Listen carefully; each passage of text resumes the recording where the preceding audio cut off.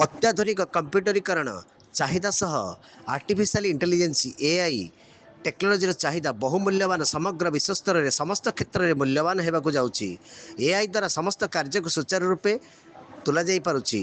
AI बहुमूल्यवान हेले भी AI ज्ञानकौशल प्रयोग करी किछि फ्रॉडुलेंट निज फायदा पाई बहु क्षेत्र में कलुषित कार्य लिप्त रोथिबार देखा जाउछि।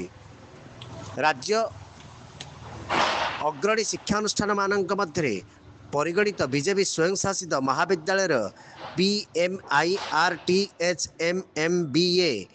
आग्री बिजनेस विभाग द्वारा AI driven smart workforce management विषय 3 दिनिया जातीय कर्मशाला अनुष्ठित हो जाइछि।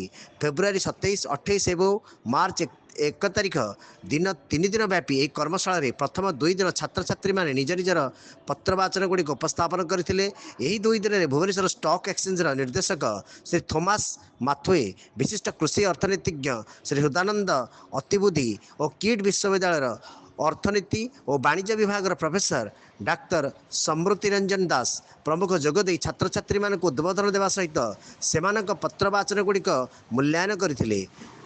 1-3-2005 तारिखरे एक कर्मशाला उद्यापनी उत्सव अनुष्ठित होइथिला। महाविद्यालय अध्यक्षा प्रोफेसर डॉक्टर झुमकीनाथ पौरोहित्य अनुष्ठित यह उद्यापनी उत्सव को युक्तराष्ट्र अमेरिका स्थित आनमेयो कॉर्पोरेशन बोर्ड सदस्य श्री पार्थ सारथी मिश्र उद्घाटन करथिले। NLC इंडिया लिमिटेड उपाध्यक्ष श्री पंकज कुमार मुख्य अतिथि भाव जोगदे छात्र छात्री मानक उद्बोधन देइथिले। ब्यूरो रिपोर्ट बिरजा शंकर महांती, स्वयं .न्यूज।